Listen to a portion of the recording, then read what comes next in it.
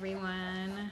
I'm gonna wait just a couple minutes and organize myself, and I'll let everybody join, and then we will start our talk on talking to your kids about sex and sexuality. I'm just gonna organize my papers here while you guys are joining. Hi, Sarah. My sister's here. She's always my emotional support. And then she'll tell me afterwards if I was horrible or if I was great. You guys can ask me questions, but try to save them for the end because I have a lot that I want to get through. And then if you have questions and I have time, I would love to answer them. So don't ask them while I'm talking because then I'm going to get distracted and I'll be like, what'd you ask me? And then I won't get to cover what I want. And I think I'll answer a lot of your questions in this talk. So if you could save your questions till the end, hi Elisheva, then that would be awesome because I might end up answering what you want to know. So just be patient with me. And then if I don't answer your question, then please send it in, okay?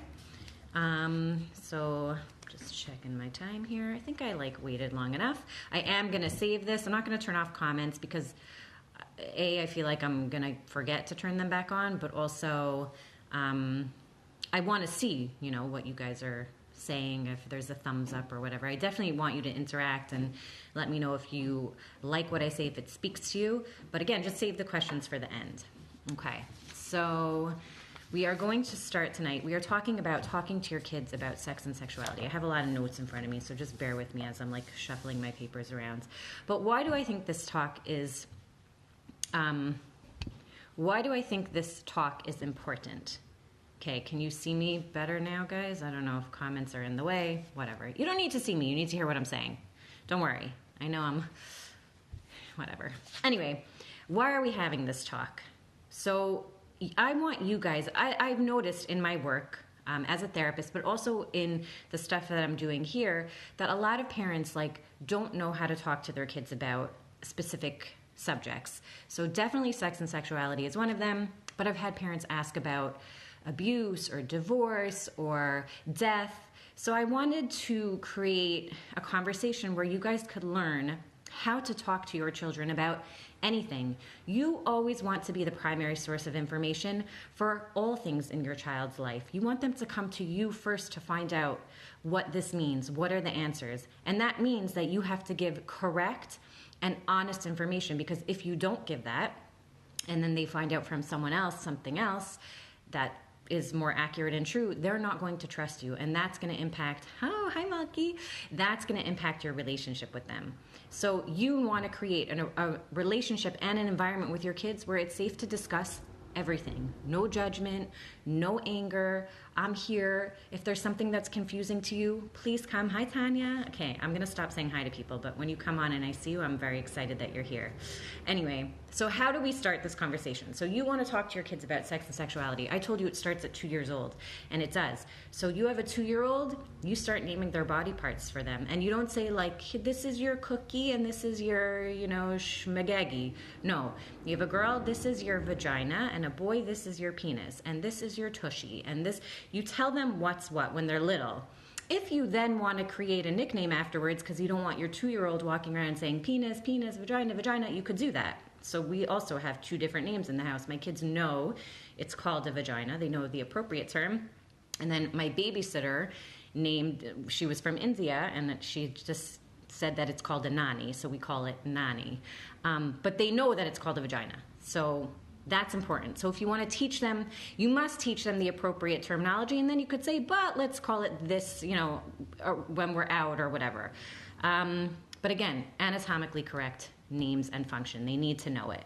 And boys and girls should know about both. So a boy should know that a girl has a vagina and he has a penis. They need to know. It creates empathy and awareness of others' bodies, but it's also to prevent sexual abuse and to help identify sexual abuse if it does happen, right? So they'll know how to say, the boy's, his penis touched my, instead of the vagina touched the, you want them to be able to identify what is what so that they can give you accurate information if, God forbid, something ever happened. So starting at 2 years old, they need to know the names. And if you're coming in late to this, again, just watch it over after so that I don't have to repeat what I'm saying. So they need to know the correct terms, so that, again, they can identify what those body parts are at the doctor's office, right? You don't want them to go to the doctor and say, oh, my, cookie hurts. You want them to say to the doctor, my vagina hurts. So you use that word when you're at the doctor or whatever it is. You want to create ongoing discussions with them about their bodies and about safety, right? So that's my next topic, about body safety, right? So you're teaching them the names of their body parts, and you're going to have ongoing discussions with them. So you tell them, this is your vagina, this is your penis. Nobody's allowed to touch you here, right? I'm not going to look at comments because they're distracting me. So I'm just going to keep going. Nobody's allowed to touch you here, right? If you feel uncomfortable, you say, please stop. We keep it covered. No one's allowed to ask to see it, right? If you're in the bath, and I'm giving you a bath, then of course I'm allowed to see you naked. But if you ask me not to look, I'm not going to look. So teaching them that even parents have to respect their boundaries. Then you take that opportunity also to talk about secrets, right? And what happens if someone touches you and tells you not to tell? Should you listen to them? Should you not tell me? And you tell them, no, you tell me right away. And there's actually a great book here. I'll give you all the book recommendations. I'll put it in a post, but Let's Stay Safe. And it actually touches on that topic it touches on everything about your health and well-being for kids, but it talks about, like, if someone touches them, that they should come right away and tell you. Talk about that with them. If someone tells you to keep a secret that they touched you, should you? What if they tell you that I'm going to be angry at you if you tell me, or if they think that, or mommy's going to think you're a bad girl if you tell her what I did? You say, I would never think you're a bad girl. Come and tell me if someone ever touches you in your private parts. You need to tell me. They should never be keeping a secret from you, no matter what, and tell them their secrets are bad. And the minute someone tells you to keep a secret, unless it's for a surprise party or for something happy like a birthday, right? Differentiate, because we don't want them ruining birthday parties, right? A surprise party, you could keep a secret. A present, like a birthday present, you could keep a secret. But if anyone touches you or takes you somewhere and does something that they tell you you shouldn't tell about, come and tell me right away. I would never be angry. Let them know that. And again, that you start telling them that at like 3-4 years old, when they can really understand that. Talk also about, what if an adult tells you, come here with me alone in this room? Should you go? And again, you're giving scenarios. No, you shouldn't go. You should go with a friend. And if you feel uncomfortable, leave right away. I don't care if it's a grown-up and they tell you that's disrespectful. You come and tell me, and I'll talk to them about, that they're not allowed to go in a room with them. And you're not doing this to scare them. You're telling them that they have to be safe. And you're not teaching them that it's a strange weirdo with scary teeth and fangs and horns. It could be anyone. You don't go into a room alone with a grown-up, with a door closed, whatever it is. Obviously, if your teacher wants to talk to you in the classroom, the door is open. They do it in a safe way. But you're letting your kids know that they have to protect themselves, and they have boundaries, and they're allowed to have boundaries, and they're allowed to have them respected also. Then you also talk about, can your friend see your body parts?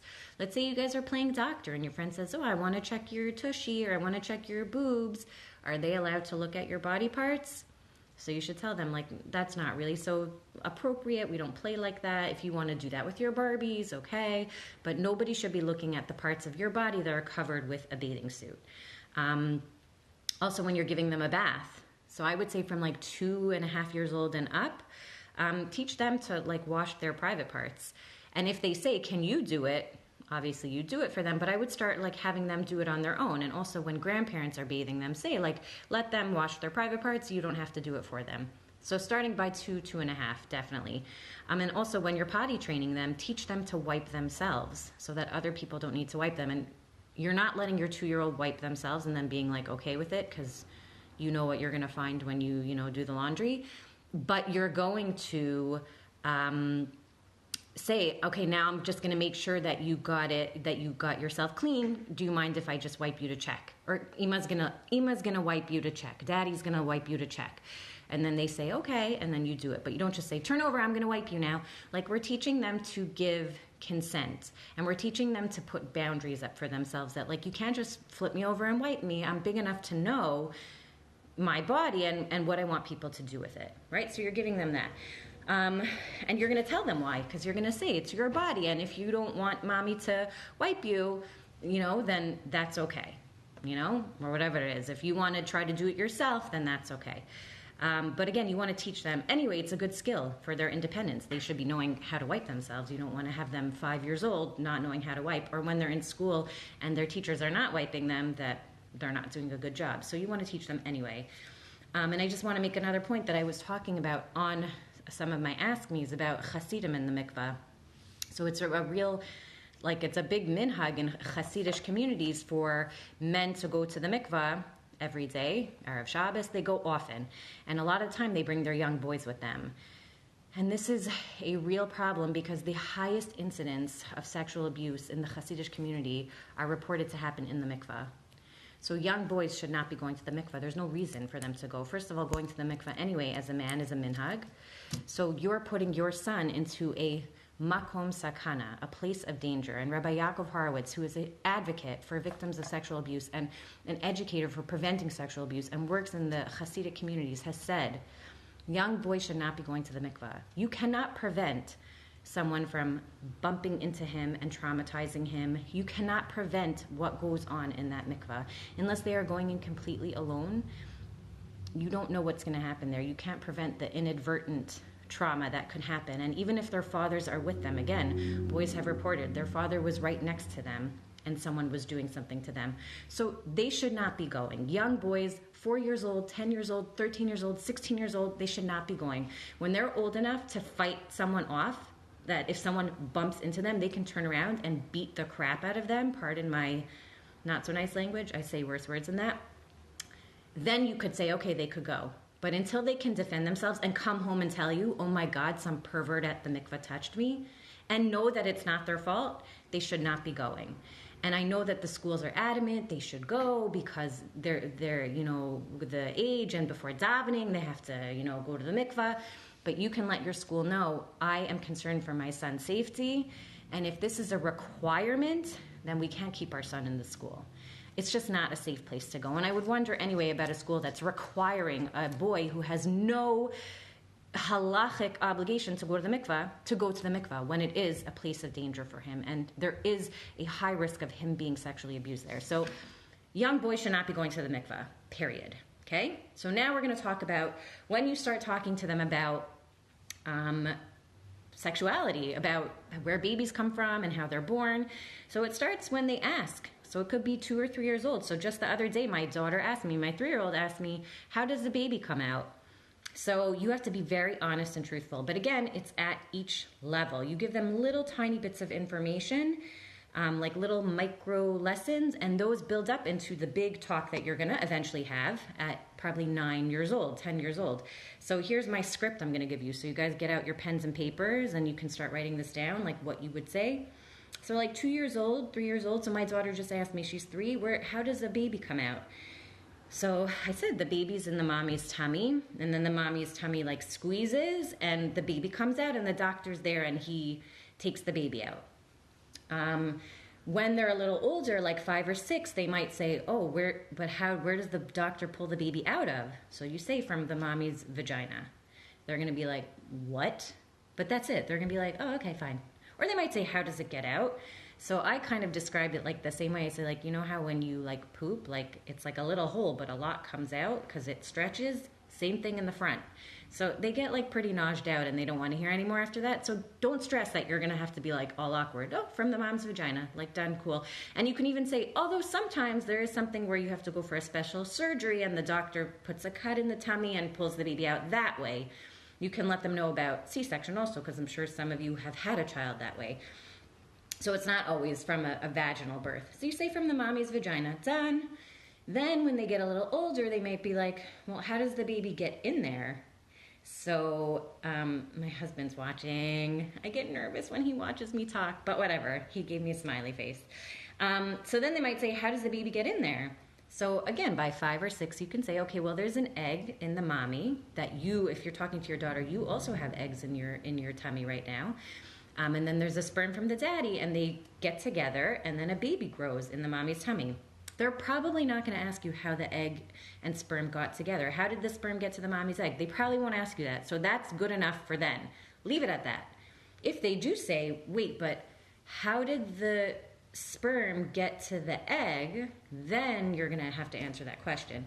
So then you could say the mommy and daddy get really close and they cuddle, right? And then that's how the sperm gets in. You don't have to give them the sex talk yet if they're under 9 years old. It's just a lot of information that they don't need. So you say the mommy and daddy get really close, and you could say the sperm is like a little swimmer. But also, again, another book recommendation, this book is amazing, and it shows a picture of what a sperm looks like. It shows them, like, here's the egg and here's the sperm. This is a great book to get, by the way, because it teaches it like, oh, the mommy and daddy cuddle, and then the sperm and the egg meet, and then a baby starts growing. So that's what you give them. And then as they get older, then they're going to be like, all right, like, what's up? Or they might not even ask, but you're going to want to tell them because they're going to hear it from their friends. So how do you know that they're ready for, like, the details of the sex talk? So here's some things I want you to think about. The book is called Amazing You by Dr. Gail Saltz. She's actually a sex therapist. I'm going to put this as a post on my book recommendations. But this is it's a great book.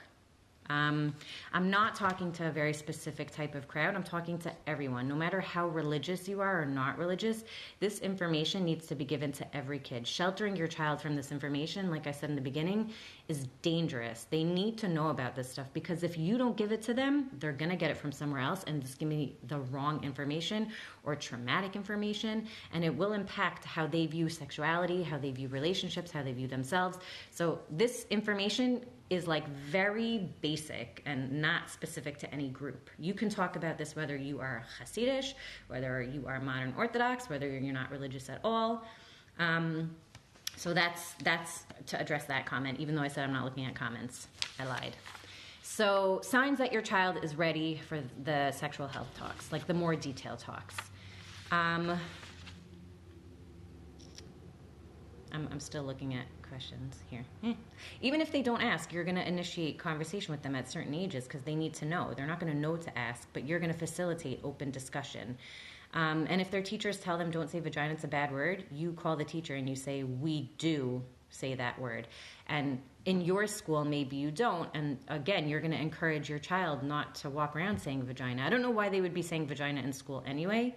Like, when you have these discussions with them, you're going to remind them, everything I'm telling you is for you. Please don't tell your friends. Don't educate your friends. But again, like, where does the word vagina come up in school? They're not like, I'm going to go to the bathroom and wipe my vagina. That doesn't come up. So they can know these words. And if it does need to be said in school because someone touched their vagina, they should be able to go to the nurse and say, someone touched my vagina and that's not okay. Or someone touched my penis, instead of someone took my cookie, you know? So kids need to know these words, and if they need to say it to the school nurse because it's, you know, even if there's, let's say, a problem, my vagina is itchy, my penis feels sore, like, they need to know these words at the nurse. So that's where it would come in school. Otherwise, they're not saying it. Anyway, I don't want to get sidetracked. I still have so much to talk about. So signs your child is ready for sexual health talks. So by 9 or 10 years old, the more detailed talks about, like, what sex actually is, the mechanics of it, they use a device or a cell phone without adult supervision. So they're on your iPad, even if you're home. They're on the cell phone. If they have a cell phone, they have access to a computer in school or at home. That's a good sign that you might need to give them this information. They attend school or care outside of the home. So if they're in school, there's a good chance that there's someone else in the school, in their class, a smarty pants, who maybe has an older sibling or has access to these things, who might decide to, like, you know, educate them. They watch mainstream movies, television shows, or they listen to radio shows or music. So if they're watching TV or movies, like, this stuff comes up, and they should have information, because sometimes it's subtle and it might be confusing to them and they get the wrong message. So if you're arming them with information, then it's better for them to learn how to filter out what they're seeing. They have older siblings. They'll hear discussions. They might see things inadvertently. And if they're asking questions about puberty, where babies come from, sex or body parts, right? So again, you tell them this is just for you. Do not correct your friends. If your friends tell you babies come from, elbows, like don't correct them. That's fine. That's what their mommy wants them to know. But I'm giving this because it's for you to know. I want you to know the right information. And if you hear something confusing that your friend told you, come and ask me and I'll tell you if it's right. But never correct your friends. That's what you tell them. And the key, again, is to give them little bits of information, and it'll build with time as their understanding increases. So 9 or 10 years old, that's when you tell them the mechanics. And I'm going to just give you briefly the conversation. It's very easy. I did it. I'm telling you, your kid won't even want to hear it, so it'll be easy for you because they're going to be grossed out by it. When I told my daughter about it, she was horrified. She was like, oh my God, please make this stop. So I just made it quick, and that was it, and let it go. But you tell them, you're going to have to approach them about it because they're not coming to ask you. But you just say, you know what, I think that you're ready. I want to talk to you about about how babies are made. So they might be like, oh, I know, you told me, sperm and egg. So you say, okay, but there's a little bit more detail to it. So I just want to let you know, and this is also based on your value system. So if you are in a modern Orthodox, if a religious family, you're going to tell them, married people do this, right? So when you're married and you love someone and you want to have a baby, then you and your partner, whoever it is, will have something called sex. And sex is when two people come together and they're not dressed, they're naked, and you'll show them, not show them, you can use your hands or just don't, because sometimes that's more traumatic. You say, and so the man puts his penis in the woman's vagina and they have sex. And you tell them it's not just for having babies. Sex is something couples do because they love each other and it feels good. And a baby is not always what comes out of sex. It's just something that they do because they want to feel close. And you say it's supposed to be something that feels good and that's comfortable. They might ask you why do you do that? Do you want to do it? Does daddy see you naked? Is it weird for you? So again, you don't want to get into all the details of oh, the first time daddy and I, don't. Just say, you know what? It's something you do when you love someone, and it's a wonderful mitzvah. Yes, thank you. It's a wonderful mitzvah. Hashem wants couples to do this. God loves when couples are close together and taking care of each other in that way. It's something you want to do. And if you don't want to do it, you don't have to do it. Letting them know also about consent, right? And just getting into all that stuff, that it's a holy thing. And it's something that we do because, it's something that makes us feel close to each other. So then you're going to talk to them about their periods. That comes next. I'm not even looking at nasty comments, so don't even worry about defending me, guys. But anyway, so 9 and 10-year-old girls, that's when you're going to talk to them about puberty and their body changes. So you're going to talk to the girls about their periods and how their bodies are going to change, and you're going to talk to them about their periods. So you're going to tell them, it could be that in the next few years that you're going to have your period. And that means that you're going to start bleeding from your vagina, and it's going to come out once a month. It'll probably be 4 or 5 days of bleeding, and then you'll and then after don't worry about it. Just ignore nasty comments. I don't care. So then you're going to tell them, so you're going to bleed, and then you're going to need to take care of it, and I'm going to show you how to take care of it. So hold on a second. So you're going to show them how to take care of it. So you're going to say, you're going to show them this is pads and these are liners and this is a tampon, and we could decide what works best for you. You'll tell them that in between that, before they get their period, they might have a discharge, and that's normal, but tell them what's not normal discharge, that maybe it could be green and smelly or itchy, and they should come to you and tell you. Talk to them about body hair, right? And again, you're going to be telling boys about this also, about body hair, about hygiene, about taking care of their bodies. You're also going to explain to girls what the period is. So you'll tell them, why do you bleed? Because your body has, you have ovaries, right, on each side. You're going to maybe even show them a diagram. which is actually in this book also, Amazing You. You'll show them a diagram that says, it shows the ovaries and the fallopian tubes in the uterus. And you say an egg is released every month and it goes through your fallopian tubes and it's getting ready to have a baby. And then if that doesn't happen, then all of the blood that was building up to kind of make a cozy place for the baby to grow comes out of your vagina. And then it's not a lot. Tell them it's only 2 or 3 tablespoons. It looks like a lot, but it's not. And it's important to keep yourself clean. And that'll just keep happening until, when you get pregnant, you don't have it. So you tell them about that. I'm trying to think if I'm forgetting anything about periods, because it's so much information here. So that's what you tell them about their periods. You also tell them about their body changes. And another great book I have that you can give them after you talk with them is This American Girl book, The Care and Keeping of You. Great book. And that tells them just, again, about their body changes, how they're going to feel, what are some things they can look out for in terms of how their body's going to look. So you take care of those things. So then you are going to talk to them also, like how we said, how long they're going to bleed, that their cycle, it'll be like probably every 25, 30 days. And you can show them a calendar, like that they can write it down so they know when to expect it, so that it doesn't happen in school and they're not prepared. But when they're around 10 years old or maybe 11 years old, depending on like how they're developing, if you see that they're starting to show signs of puberty, give them like an emergency kit. So they have a pad in there, they have wipes, like they have an extra pair of underwear, and they keep it in their school bag so that they feel like if I get my period at school, I'm prepared. So give them that emergency kit.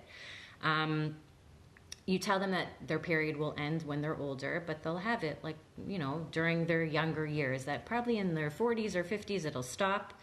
Tell them that they might have cramps, that they might not feel good. But again, this book is going to give them a lot of that information too, so you can read it first and then kind of make notes of all the things you want to tell them. Tell them it's normal, it's amazing, it's a sign of a healthy body, it's nothing to be ashamed of.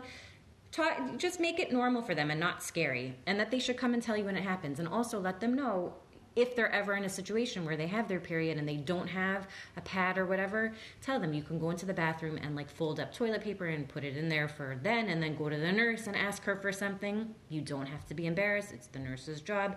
Empower them that they never feel like stuck or whatever it is. And then for boys, you're also going to talk about puberty. And this might be more for the dads. I don't know if moms would feel comfortable talking about this to their sons, but you're going to tell them about erections. You're going to tell them about ejaculation. You're going to tell them you might wake up one morning and feel like you wet your bed. You probably didn't wet your bed. We're assuming they didn't. You tell them sometimes at night when you're sleeping, you ejaculate and stuff comes out of your penis and it might get on your sheets. I'm going to leave an extra pair of sheets in your room so you're not embarrassed. You can just change them, put on new sheets, and bring the sheets down to the laundry. You might wake up with an erection, right? They know what an erection is. They've been having them since they were little. And just like we're not, when they're 4 years old and they have it, and we're not like, oh my God, you're disgusting. You tell them it's okay. It's blood flowing to parts of your body. It has nothing, there's nothing to be ashamed of. You could just wait till it goes away and then come out of the room, You're going to tell them also to honor their privacy, right? That they should keep their bodies private, that they shouldn't be walking around naked. And we're going to get to that also, just about like when they should be seeing you dressed and undressed and that kind of stuff. You're going to talk about the physical and mental and emotional changes that they have. You're going to talk to boys also, about, this is something actually I think is important, about wet dreams also. I mean, we said that they might wake up with with having ejaculated, and that could happen anywhere from 10 years old to 14. So if you have a 10-year-old son, you might want to just give him a heads up and tell him like, this might happen and it's totally normal and it's fine. There's this increase in testosterone that causes them to ejaculate semen. So it happens. Sometimes it's erotic and sometimes it's not. It could be they just were dreaming, they weren't having a dream and it happened. So again, it's nothing to be ashamed of, and you're letting him know like it's nothing bad, it's healthy, it's normal. Knock before you come in his room. That's going to be a big thing when you have a teenager. Just knock before you come in their room. And I actually spoke with a rabbi about masturbation for boys. I consulted with a couple rabbis.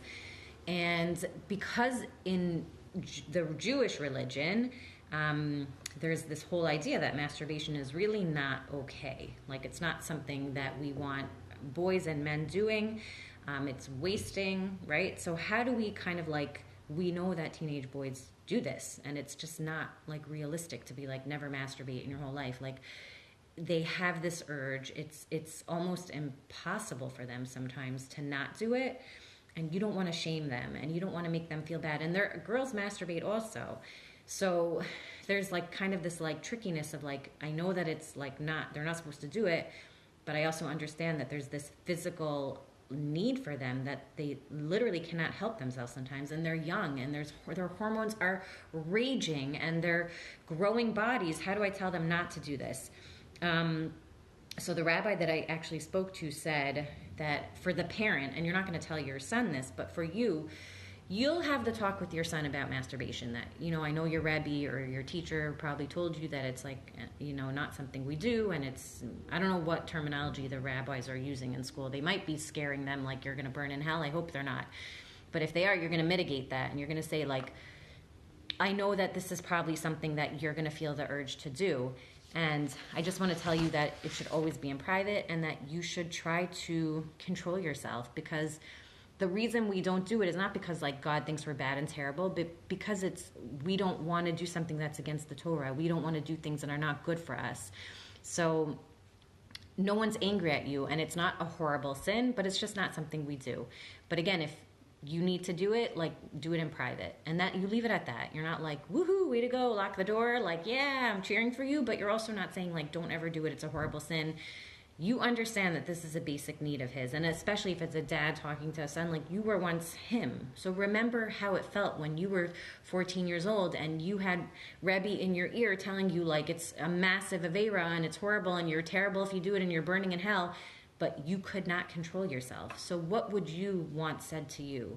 Again, you're not condoning it and saying like, go ahead, kid, anytime. You're going to say, try to control yourself. And if you can distract yourself and go out and do something else, to find a healthier outlet to release that energy, go to the gym, something, great. But then this rabbi that I spoke to was saying parents should really view these boys just for your own self. Like, you don't tell your son this, but you view it as someone who's an onus. And an onus is someone who literally, like, they cannot get out of, they are in a position where they have no other choice, right?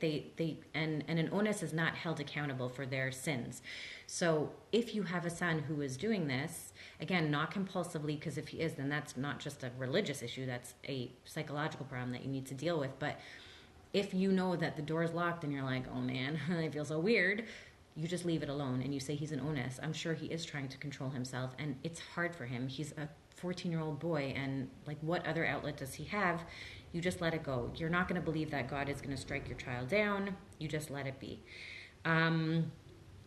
I want to talk about also, sometimes you'll see young kids rubbing themselves against like a couch or a blanket. They're usually like 4-year-old girls, 3-4-year-old girls, boys also. It's called infantile masturbation.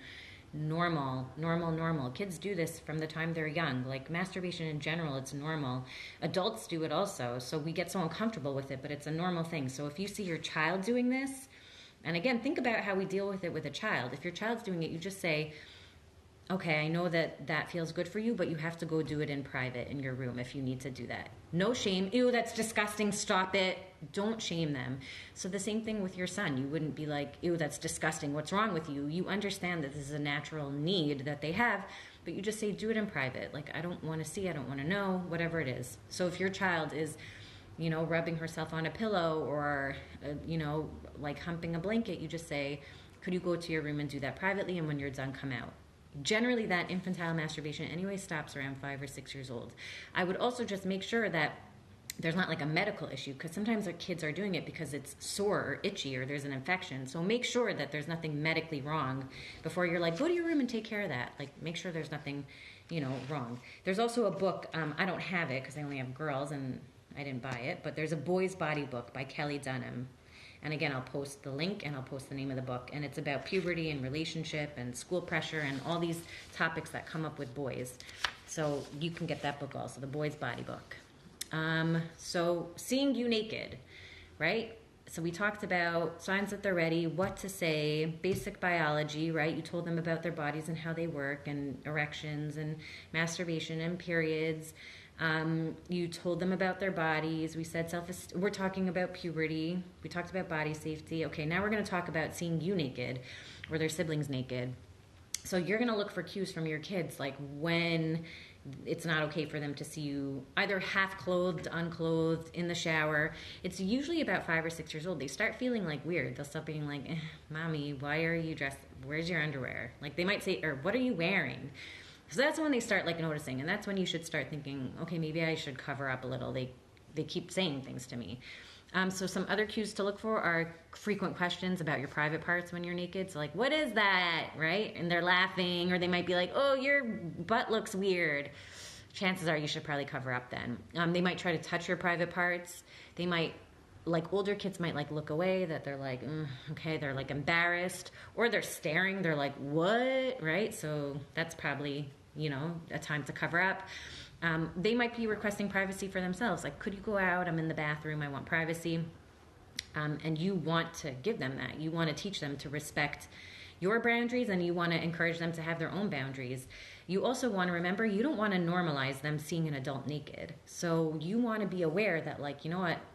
They shouldn't be seeing their dad naked in the shower, So if you have your daughter showering with your husband and she's 5 years old, you might want to think about him putting on a bathing suit and her not seeing that.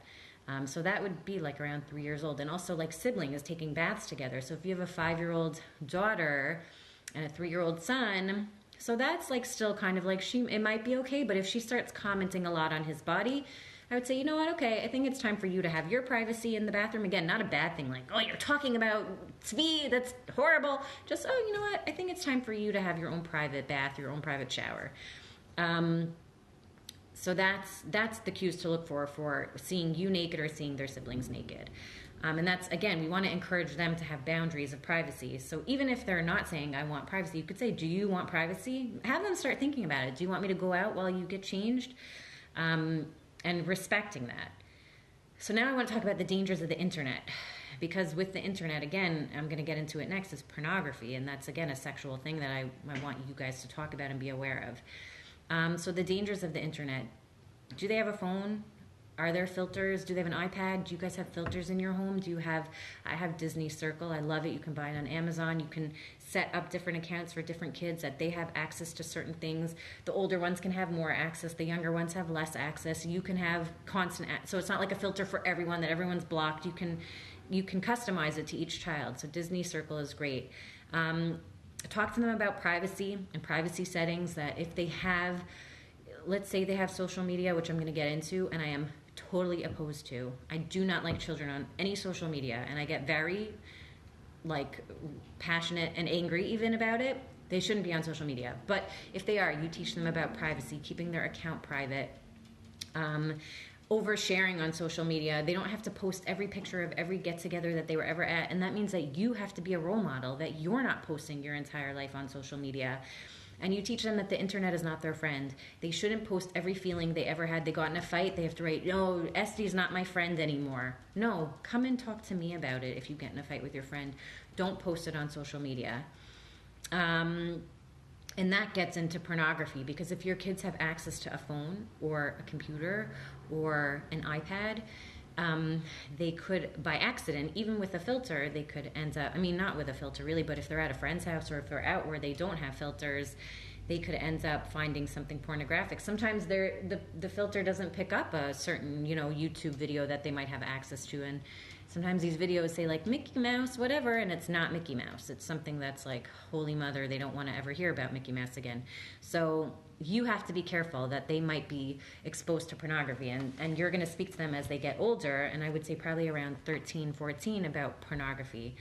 And the reason we don't want our kids seeing pornography, sometimes I have adults saying like, what's the big deal? Like, I know that pornography is not real. I know that it's, but you're an adult and you already understand relationships and sexuality.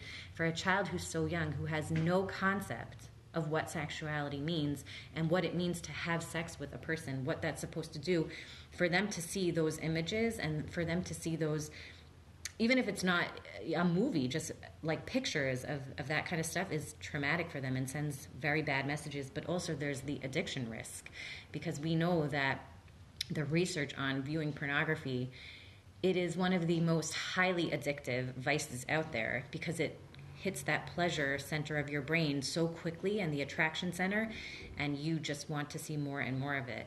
And you don't want your kids getting addicted to this because it can literally ruin their lives. So this book also, Good Pictures, Bad Pictures, I would tell you, the parents, to read it and then base your discussion off of this. It's amazing. It really gives you a clear picture of how to discuss what pornography is with your children. And you let them know that it's not real. Like, it teaches them that that sexuality is like self-gratifying, and it's violent, and it's not safe for them to see. It's teaching them that instead of building a connection with someone through sex and loving them, it's about what can I get out of it, and a man dominating a woman and zero connection. It just creates very unhealthy attitudes, and it's the wrong messages to send to vulnerable, developing brains that don't understand themselves. So we want to teach them, if you do see it, you're not bad that you saw it. Just close the computer right away. Don't try to exit, because you know the more you X, then more images pop up. Close the computer right away. Tell yourself, okay, that was pornography, that they should make sure they know, and come and tell me. I won't be angry. And they need to know that, because you want them to tell you that first time so that they're not like, oh, curious and they want to go back. Let them come and tell you so that you can have a discussion with them about why that's dangerous, why that wasn't good. Then I want to talk now about social media, talking about social media with them. And then hopefully I'll have time for questions. If not, I'll just start another live where we could just do questions. And then people can go back to insulting me in the comments. Okay, so images on social media. It used to be that magazines and advertising were the only things that we would see that we knew were unrealistic. We knew they were photoshopped. We knew it was like this perfection that wasn't real. So like we were able to know that, okay, this is detached from us. Like, it's not, I know I don't look like, Cindy Crawford. Now though, it's everyone. Everyone has a filter. Everyone can, crop their pictures and make them look a certain way and use a filter and use a special app. Your friends, your family, everyone has this fake beauty and these curated images. It's fuel for negative feelings. And that's causing distress for kids. And all of the studies are showing. They haven't been able to show causation, right? They can't definitely say it's social media that's doing this, but there is a strong correlation with kids being on social media and depression and anxiety and unhappiness and poor body image and poor self-esteem. And again, this kind of all ties together, and it comes back to this talk about sex and sexuality, because you want your kids to come and talk to you about what they're seeing on their social media. You want them to be able to feel safe to come and say to you, I was looking at this person's page and I feel this way, or it makes me feel bad about myself. And you can talk it to them about it. Say, okay, like, do we think that this is reality, this picture? Like, what is this person cropping out? What do you think is really going on in their life? Helping them think about what's really going on behind those pictures. And there's something called duck syndrome. Researchers at Stanford University called this duck syndrome. And it's basically like when you see a duck gliding across the water, it looks like it's effortless and it's like so perfect. But underneath the surface, that duck's feet are frantically paddling to stay up. They're struggling to stay afloat. And a lot of the time that's what we'll see on our kids' social media. So sometimes parents will be like, she looked so happy, I see in her social media. She's on her Instagram, she's smiling with her friends, but now she's telling me she's depressed. I don't get it. Your child is curating her life also for social media, for her friends. And she's more anxious. Kids are more anxious than ever, trying to make their lives look perfect when they're struggling. And sometimes trying to create that persona makes them even more depressed, because they're like, why can't I be who I'm pretending to be? And they're stressed out because they need to get likes. I have so many clients that come to me, 12, 13-year-old girls, and most of their stress is because I posted a picture and I didn't get likes. How come she got more likes than me? And this one said, oh, you're too skinny, or oh, you're too fat, or it's like creating a breeding ground for more negativity and stress for them. Like, why do we want to give that to our kids? Don't create that for them. It's hard to accept yourself when you're like practicing being someone else the majority of the time, and then like who you really are. So these kids are like, oh, I'm pretending I'm this person, and then I look and I'm failing all my tests and I have no friends and I don't get to go on nice vacations like my friends who's posting it all over the place. All their self-doubt is like coming out even more, looking at their friends' images, and confirming that they're not doing well, and that's just very hurtful for them. So talk to your kids about their social media. Go on a social holiday, times that you do not use social media at all, and talk to them about trusting people and not pictures, right? So make sure that your child feels safe to talk to you. Don't trust her feed. Then I also wanted to bring up talking to them about gay, lesbian, transgender. Again, if that's something, that might not be something that you have to bring up until they ask you about it. But if you have a family member who's gay, so you have a brother who has a partner, or a sister who's, dating someone, and they're going to see that, you're going to have the discussion with them. So again, no matter what your religious level is, you have to give it to them with no judgment. You have to say, this is not like what we do in our life because, I'm not gay, but this is the decision that she made. Sometimes you can't help who you love. And whether you think it's biological or not, the fact is you're born gay. But even if you don't think it is, don't put your judgments onto your child. So you say, this is the life that they have, and we love them no matter what. And then what you decide about if you want to have them in your house or whatever, that's your personal stuff. But you're just giving your child information. This is who they choose to love. And, we love them no matter what. Just like if you have a non-religious relative, a non-religious sister or brother, you could say, like, I don't necessarily agree with their choices, but, like, this is who they are. And we accept and love everyone. Just like Hashem accepts and loves us no matter what we do, we accept and love everyone no matter what they do. Even if we don't like what they're doing, we can still like them, right? And you have to remember also, it's more normal for kids today to see gay, transgender, lesbian couples in books, TV shows, movies, billboards. Even if you don't have TV or phone access, they can walk on the street and they'll see images of it, and they'll be like, why are two girls kissing? So you could say, because there's such a thing as someone who is gay, and that means that they like someone who's the same as them. You could say, I don't understand it, but that's what it is. End of conversation, done, no judgment. And then talking about relationships with them. This is super important. Again, it goes back to sex and sexuality. And if you have these early talks with them about sex and sexuality and consent and boundaries and respect, their relationships will be healthier. So we can prevent so much of the heartache that many of the people were talking about on Bracha's Live the other night. If we are more self-aware about what we like and what makes us feel good, and about communicating our needs, and when something feels wrong or doesn't make sense, that we can go and speak to someone, that our mother or father will give us information, we could prevent so much of this misinformation. So I went to a college teacher that told me this. That seems weird. Mom, what do you think? Whoa, why did she tell you that? Let's go find someone else. You need to give them information to empower them. So relationships. They are fun opportunities for growth. You're telling your kids, relationships make you happy. They make you feel good. Yeah, you're going to get in fights. Yeah, there's going to be times where you don't like, your friend or whoever, but overall, it should feel good. And words matter, right? You're going to teach your kids about consent. If you tell your friend you don't want to do something or you feel uncomfortable, they have to listen to you. And if they don't, tell them I want to go home. Or maybe you should start thinking about, is this friend someone who is forever not respecting my boundaries? Maybe they're not a good friend. And that's a good way to teach them when they're young about having their boundaries respected so that they get in healthier relationships when they're older. Teach them about conflict resolution. You think your friend's mad at you? Why don't you text her and say, is everything okay? And if it's not, then FaceTime with her or call her on the phone, not through text, and talk about it. See what's up.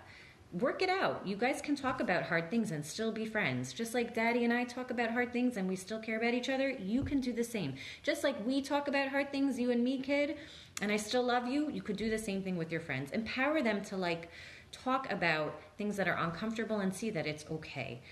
Teach them to say what they like versus what they don't like. And again, this goes back to sexuality, right? If they like something, they can say it. If they don't like it, they can say that they don't like it. And that's good for when they're with their partner sexually. They can say what they like or what they don't like, what feels good, what doesn't feel good, right? And I always think about when I tickle my kids' backs, or if I'm rubbing their head, and they say, oh, go higher, go lower, that's good for sexual awareness, that they can then convey to a partner what feels good. They should know what feels good on their bodies.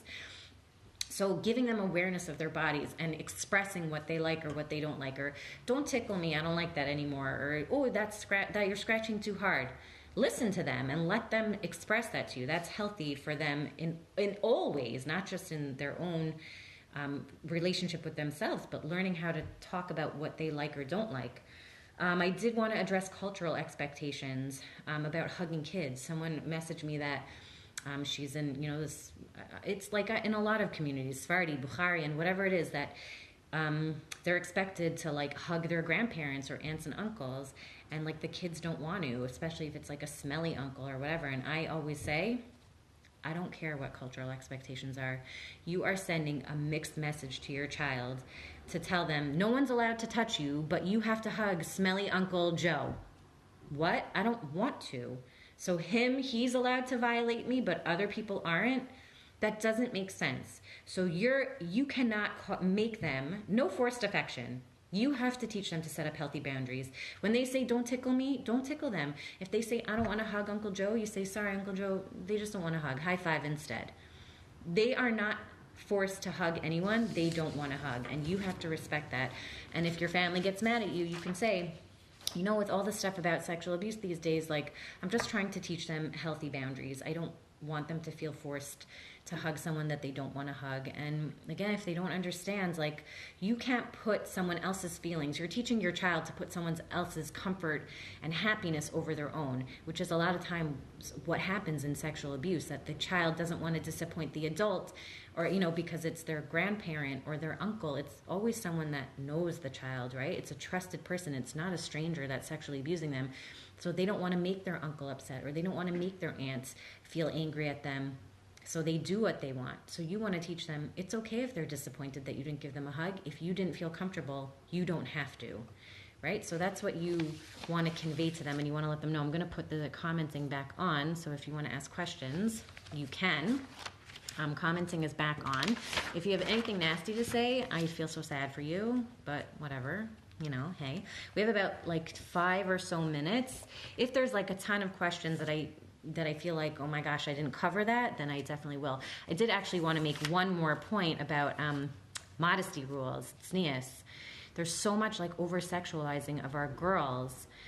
Like, you have to cover up, and you have to cover your knees and your elbows and your, you know, because boys, they can't control themselves. I am so against that narrative of teaching tznius to girls because boys can't control themselves. First of all, that sends a horrible message to boys. You're an animal and you can't control yourself. But also it teaches a girl that she is this sexual object.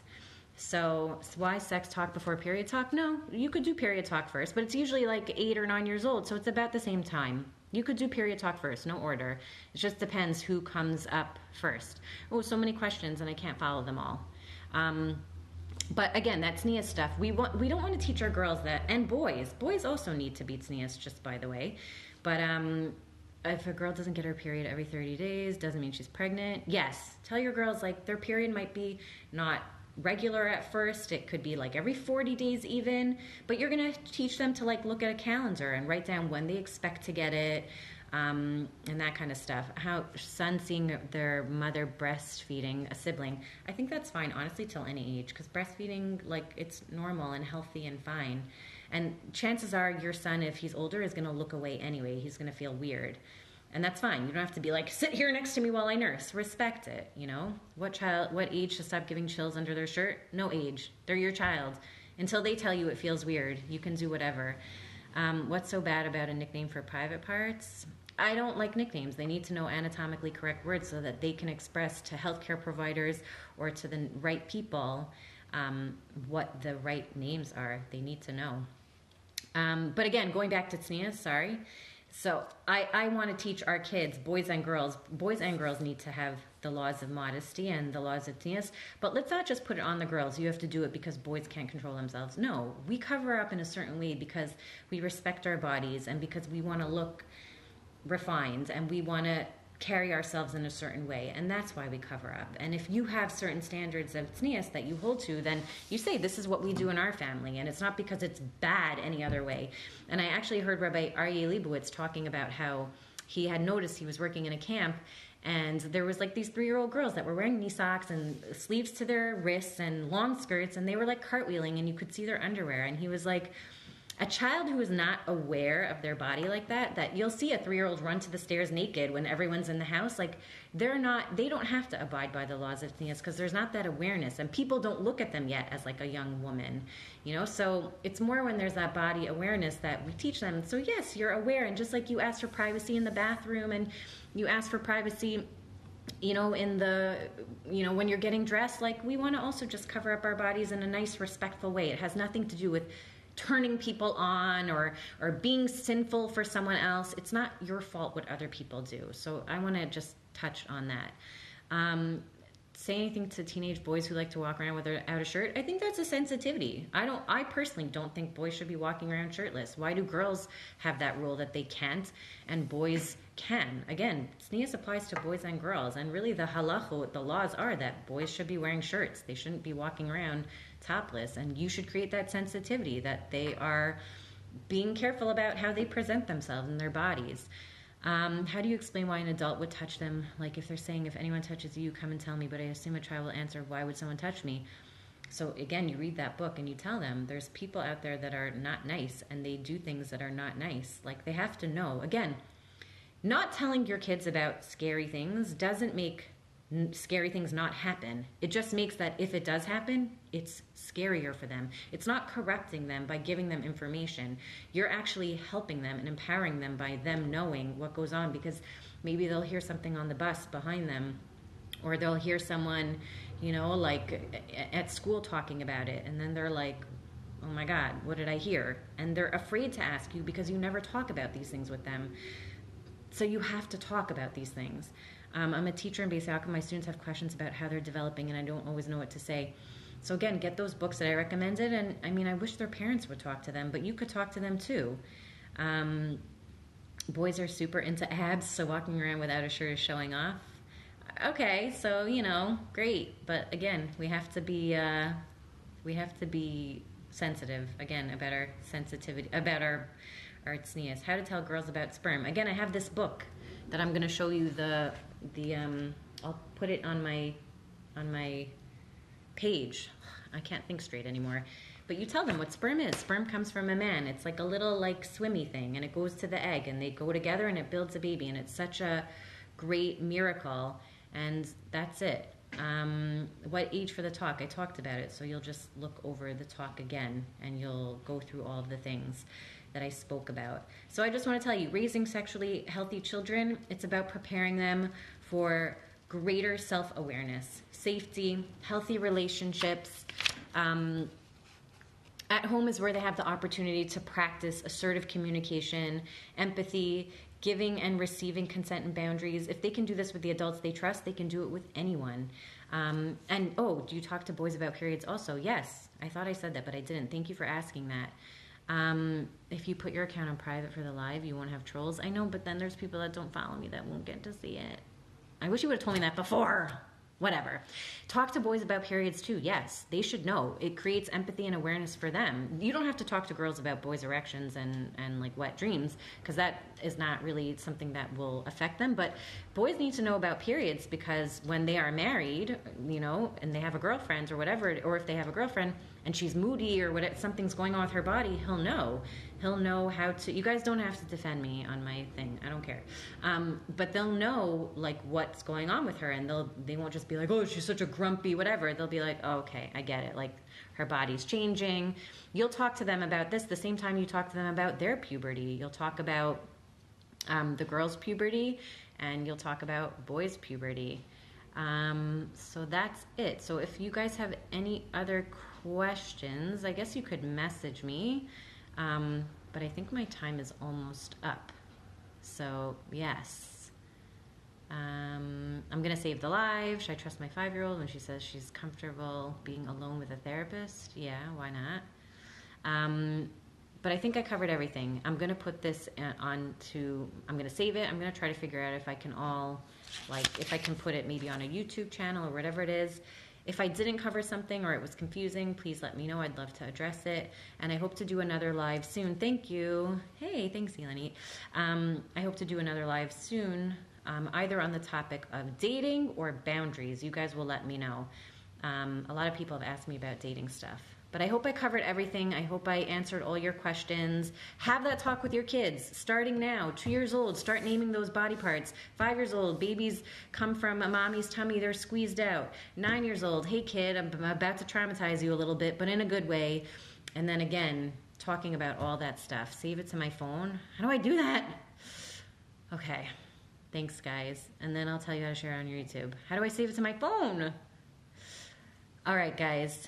Please be in touch. And thank you all for watching. And I'm going to try to save it to my phone. I'm going to try to figure it out.